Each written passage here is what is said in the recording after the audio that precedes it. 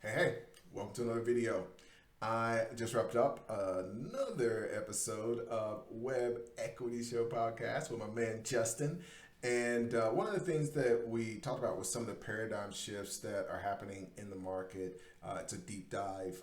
Definitely check out the episode and catch up on this season. If you haven't started the season, we're doing something totally different. I'll put the link in the notes below. But we're doing something totally different, so I'm curious to get your feedback.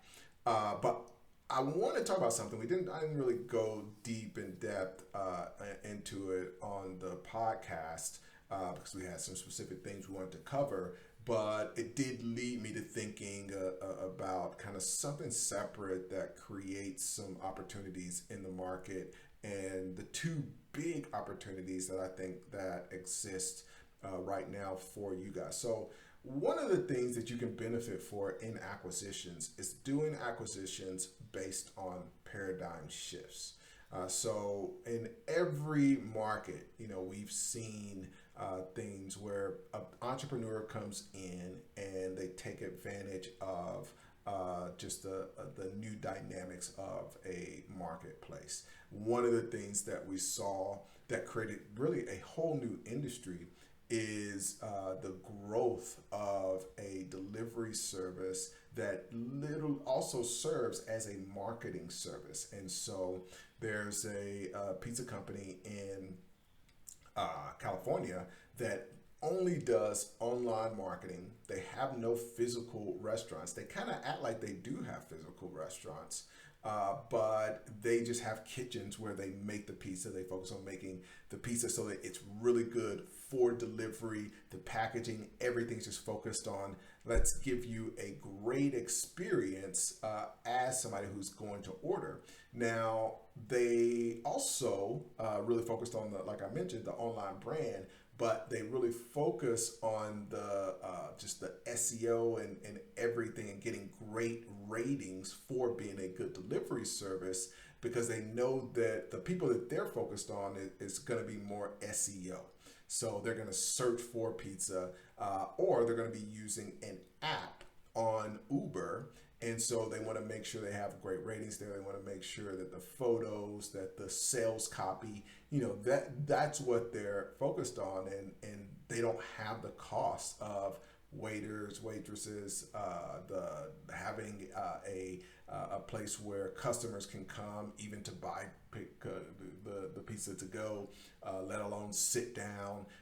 So and they don't have to be in a great location. They can strategically place their kitchens in the locations where the houses are that they want to deliver to, so that they can deliver quickly. That's another one of their benefits. So whereas the person that has a storefront, that person has to that entrepreneur has to rent some high rent space that has foot traffic and car traffic and places to park and all those things. And now this business can go find that random place that happens to be more residential. There's no foot traffic, there's no cars coming by, indiscreet, not having to buy a sign, just all these things. And so that was a business that took advantage of this paradigm shift in more and more people using apps like Uber Eats. Now, obviously, those businesses that position themselves that way are exploding in today's market because of what's going on with the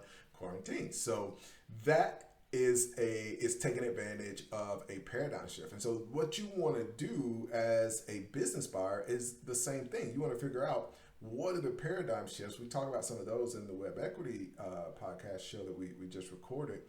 But you want to figure out, how do I take advantage of some of those paradigm shifts and make sure that the deal you're doing, the structure you're doing, the business that you're buying, the industry that it's in, how it does business, or how you can shift how it does business, that you're taking advantage of all of those things in the deal you do, because that's when you can really skyrocket. If you can buy a business that is at the beginning of a new paradigm shift, that is a huge opportunity. Now, two opportunities for you guys that I think nobody's really paying attention to. One is based on the fact that before this thing was huge for us. It was absolutely, the center of our lives. And so, like it was already that. But now we're at a place where people are stuck in their house and this thing has become, even more crucial to someone's daily, agenda or how much time that they're spending on these things. And I'm not even in favor of it. It's not a healthy thing. It's not a good thing. But we got to look at reality versus what we think should be happening. So when we look at we go all the way back. There could be people that say, "Man, horse and buggy. I love the experience, the open air. I've got an animal. I'm taking care of an animal. I'm not polluting the earth." All of those things, like these are benefits and real things of horses and buggies. But if you tried to fight the fact that cars were going to be the paradigm shift and everybody's going to start using those regardless of those things, it was a losing battle. So we want to accept the fact that people are in their house, they're on their phone at a whole new level. If you have kids, I know my nephew that my sister is like, okay, no, let's cut off the technology for a little while. But the phone has become super, super crucial. And so things like mobile apps have to be paid attention to. It's something that, I haven't done. I've only got one in my portfolio that's mobile heavy. Now, obviously, all of our internet businesses are, prepared to be accessed mobilely. But as far as the mobile app world, I think that people aren't doing many deals there, and that's something that is going to be a paradigm shift. And just a step back, even to when I'm saying a paradigm shift, what happens is habits are formed. If you do something for long enough over the course of 21 days, then you start to get into these habits. And so before, people already had the habit of just unconsciously picking up their phone. Now it's going to be, at a multiple of what it was before. And so if you're buying businesses that target that, I think that even once this ends and people go back to work, it's gonna be very difficult to fight that habit of just constantly being on the phone. In addition to that, there's gonna be a lot more remote workers. And I think people being at home, when they're in front of the TV, it's not just the TV anymore. It's Netflix and the phone.